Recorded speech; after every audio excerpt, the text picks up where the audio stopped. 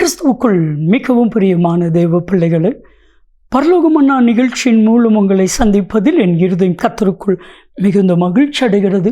உங்கள் எல்லாரையும் இயேசு கிறிஸ்துவின் இன்பையினை நாமத்தினாலும் கிராஸ் டிவி ஊழியங்கள் சார்பாக என் அன்பின் வாழ்த்துக்கள். இன்றைய பரலோகமன்னா ஒருவனும் எதிர்க்க முடியாது, உன்னை யாரும் எதிர்க்க முடியாது. என் அன்பு தேவ பிள்ளைகளே, இந்த வாக்கு தத்துவம் இன்னைக்கோ நாளைக்கோ இல்லை ஒரு மாதத்துக்கோ ஒரு 6 மாதத்துக்கோ ஒரு வருஷத்துக்கோ உள்ள வாக்கு தத்துவம் அல்ல, ஜீவ காலம் முழுவதும் உள்ள ஒரு வாக்கு தத்துவம். நிறைய வாக்கு தத்தங்கள் இருக்குது. அந்த வாக்கு தத்தங்கள் நிறைவேறும். உன்னை நான் மேன்மைப்படுத்துவேன். அந்த மேன்மைப்படுத்தின உடனே அந்த வாக்கு தத்துவம் ஃபுல்ஃபில் ஆகிடும். ஆனால் ஆயுள் காலம் முழுவதுக்கும் கர்த்தர் ஒரு வாக்கு தத்துவம் கொடுப்பார்னா, யோசுவா 1:5, நீ உயிரோடு இருக்கும் நாளளவும் ஒருவனும் உனக்கு முன்பாக எதிர்த்து நிற்பது இயலாய். நான் மோசையோடு இருந்தது போல நான் உன் கூட இருப்பேன். ஏன் மோசையை போல? மோசையோடு கர்த்தர் இருப்பதை ஜனங்கள் எல்லாரும் கண்டாங்க. அதே மாதிரி கர்த்தர் உன் கூட இருப்பது ஜனங்கள் பார்ப்பார்கள். பிரியமான தெய்வ பிள்ளைகளே, எனக்கும் உங்களுக்கு விரோதமாக யாராவது எழும்பினாங்கன்னா நீங்கள் ஒன்று செய்யுங்க, ஆண்டவரை நோக்கி கூப்பிடுங்க. சிம்பிள். ஆண்டவரை நோக்கி ஜெபம் பண்ணுங்க. கர்த்தர் எல்லாம் பார்த்து கொள்வார். சங்கீதம் 138:8 சொல்லுகிறது போல, நான் உனக்காக எல்லாம் செய்வேன், நான் யாவையும் செய்து முடிப்பேன். வேதாகமத்தில் என்னாகமம் 16வது அதிகாரம் முழுவதும் நீங்கள் வாசித்து பாருங்க. மோசேங்கிற தேவ மனிதனுக்கு எதிராக 3 பெரிய தலைவர்கள் எழும்பினாங்க. எதிராக கோராக், அபிராம், இப்படி 3 தலைவர்கள் எழும்பினாங்க.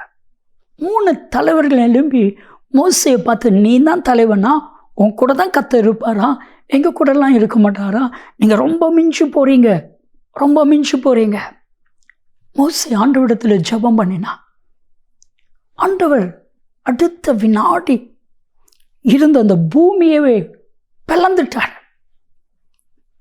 தாத்தான், கோராக்கு, அபிராம், இந்த 3 பேருடைய குடும்பத்தையும் அவனோடு இருந்த எல்லாரையும் பூமி விழுங்கி போட்டது. அதற்கு அப்புறவு மோசைக்கு எதிராக யாரும் எழும்பலை. என் அன்பு தெய்வ பிள்ளைகளே, உங்களுக்கு விரோதமாக யாராவது எழும்புறாங்களா? ஏதாவது செய்ய முடியும்னு நினைக்கிங்க? நான் சொல்கிறேன், யாரும் உங்களுக்கு விரோதமாக எழும்பி ஒன்றும் செய்ய முடியாது. உங்களை டச் கூட பண்ண முடியாது. என்னாகமம் 23:23, உனக்கு விரோதமாக எழும்பும் எந்த ஆயுதமும் வாய்க்காதே போகும். உனக்கு விரோதமான மந்திரவாதம் இல்லை, உனக்கு விரோதமான பில்லி சூனியம் இல்லை, உனக்கு விரோதமான ஏவல் இல்லை. ஒரு சின்ன சொத்து தகராறு, அதில் ரட்சிக்கப்பட்ட அண்ணனை பார்த்து தம்பி சொல்கிறான், நீ மதத்தையே விட்டு போயிட்ட, உன்னை நான் என்ன பண்ணுறேன் பாரு, நான் உனக்கு குடும்பத்தை அழிக்கிறேன் நான் இல்லையா பாரு. மந்திரம் செய்தான். அவன் மந்திரம் செய்ய அவன் தான் அழிந்து போனான். கடைசியில் வந்து சொல்கிறான், அண்ணன், நீ கும்பிட்ற இயேசு தான் தெய்வம், உன்னை என்னால் ஒன்றும் பண்ண முடியல, யாராலையும் உங்களை ஒன்றும் பண்ண முடியாது. கர்த்தர் கூட இருந்து நடத்துவ அச்சபிக்கலாமா? அன்பின் தகப்பனே, இவர்களுக்கு எதிராக ஒருவனும் எதிர்த்து நிற்பது இல்லை. நீர் இவர்களோடு கூட இருந்து நடத்தும்.